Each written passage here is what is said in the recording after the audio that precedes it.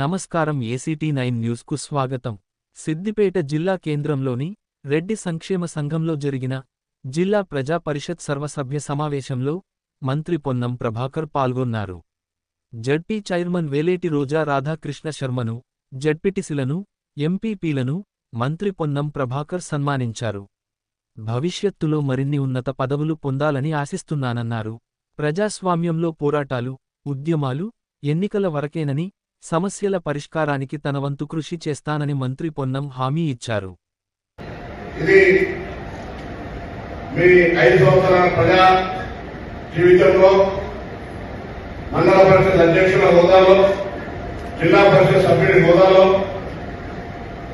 ప్రభుత్వం ద్వారా స్థానిక సంస్థలకు సంబంధించిన విషయంలో కూడా అనేక అంశాలు చేయాలనే ఆలోచన ఉంది. కొంత చేసి కొంత చేయక ఏది ఏమైనా 5 సంవత్సరాల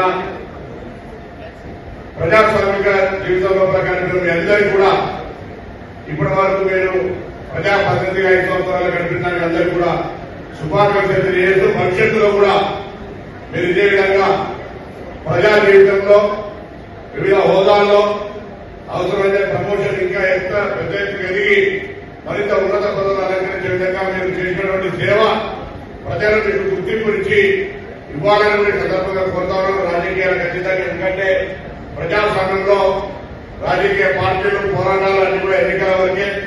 దాని తదుపరి ప్రజాప్రతినిధులుగా ప్రజల సమస్యలు పరిష్కరించే విషయం వచ్చినప్పటికీ గతంలో మంత్రిగా రాజేశ్వరరావు గారు కావచ్చు, ఇప్పుడు నేను మంత్రిగా ఈ జిల్లాకు సంబంధించి హుస్నాబాద్ సిద్దిపేటలో ఉన్నటువంటి పరిస్థితుల్లో తప్పకుండా జిల్లా అభివృద్ధికి సంబంధించి నా యొక్క బాధ్యతగా మీరు మాజీ ప్రజాప్రతినిధులు అయినప్పటికీ కూడా ఏదైనా ప్రజా సమస్య ఉంటే తప్పకుండా ఆ సమస్యను పరిష్కరించడానికి నా వంతు కర్తవ్యంగా బాధ్యత వహిస్తాననే మాట మీ సందర్భంగా మనం చేస్తాను.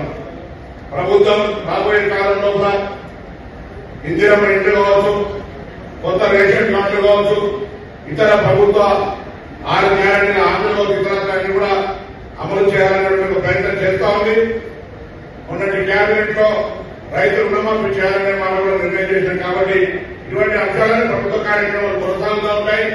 మీ దృష్టికి ఏదైనా ప్రజా సమస్యలు వస్తే తప్పకుండా ఏదో పొలిటికల్ పార్టీస్ అనేటువంటి ఆలోచన లేకుండా అభివృద్ధి, ప్రజా సమస్యలు అనేటువంటి ఆలోచనతో మరి తప్పకుండా దాంట్లో భాగస్వామ్యం తీసుకునే విధంగా వ్యవహారం చెప్పుకుంటూ ముఖ్యంగా రైతాంగ సమస్యలు కావచ్చు, విద్యారంగంలో తీసుకోవాల్సిన అంశాలు కావచ్చు. ఈ మధ్యకాలంలో మనం 2 ఏళ్ల ఎన్నికల కోడ్ ఉన్నప్పుడు లేదా స్కూళ్లు సెలవులు ఉన్నప్పుడు కూడా దాదాపు రాష్ట్రంలో 26,000 పాఠశాలలకు 1,100 కోట్ల రూపాయలతో కలరీ కావచ్చు, చిన్న చిన్న ఇన్ఫ్రాస్ట్రక్చర్ రిపేర్ పనులు అన్ని గ్రామాల్లో మీ మండలాల్లో జరిగినాయి.